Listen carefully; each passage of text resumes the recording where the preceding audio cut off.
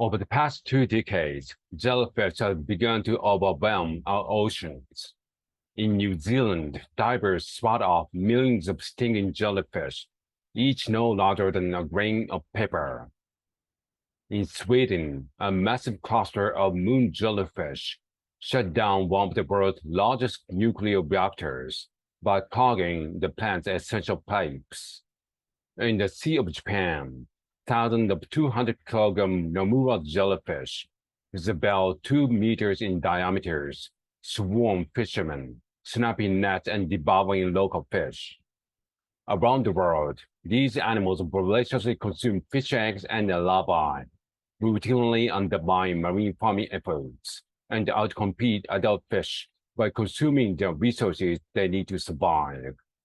If things stay on their current trajectory, we could be headed for a future where entire ocean is thick with jellyfish. So, is there anything that can keep these gelatin creatures under control? Enter a humble sea turtle. There are a wide range of marine animals that feed on jellyfish, but sea turtles are among the most ancient predators, and while every known species of sea turtle prey on jellyfish at some point in their lives, none consume quite as many as a leatherback. Leatherback are the largest species of sea turtle, and they eat jellyfish almost exclusively.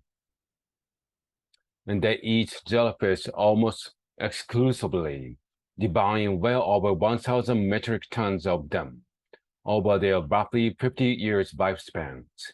This is particularly remarkable because jellyfish are 95% water and very low in calories. So to maintain a healthy weight, the average 500-kilogram leatherback needs to eat roughly 400 kilograms of jellyfish every day. That's roughly the same weight as a grand piano. And while some sea turtle species have been documented selectively eating their prey's protein-rich gonads, leatherbacks eat jellyfish whole, mowing down huge swaths of unsuspecting jellies. Normally, jellyfish aren't quite this defenseless. Most species have tentacles covered in cells called nidicides, which contains venomous harpoons coiled and ready to launch. These bob structures, known as nematocysts, are released on contact.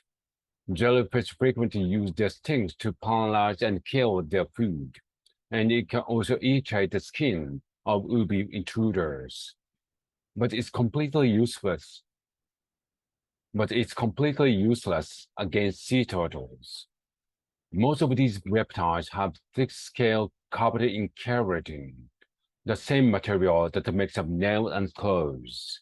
This velvety armor protects their skin while they hunt, and any captured prey that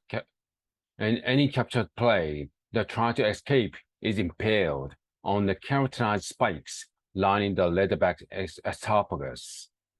For most sea turtles, these adaptations make individual jellyfish easy prey.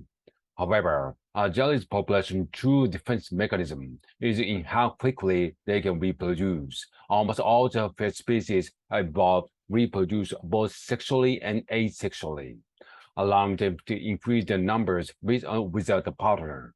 In tropical environments, jellyfish reproduce constantly throughout the year, but in more temperate climates, species often reproduce all at once in a mass bloom, where jellies multiply at alarming rates. And humanity is making these blooms much more frequent. Fertilizer firms introduce chemicals that simultaneously kill other fish and plummet blooms. High water temperature caused by climate change speed up jellyfish reproduction and extend the reproduction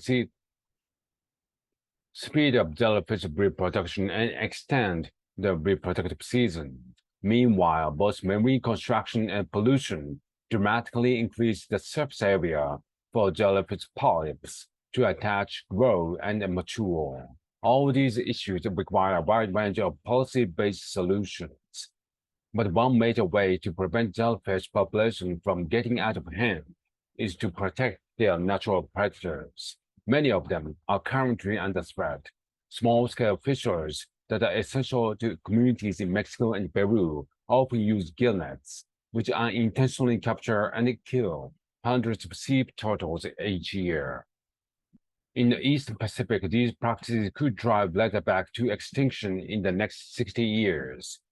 Fortunately, some researchers have already developed inexpensive tools to minimize these risks. Attaching green LED lights to gill nets have proven useful for allowing sea turtles, dolphins, and even seabirds to avoid fishing gear. Solutions like this should allow small-scale fishers to support their communities by minimizing the impact on their leathery ocean defenders.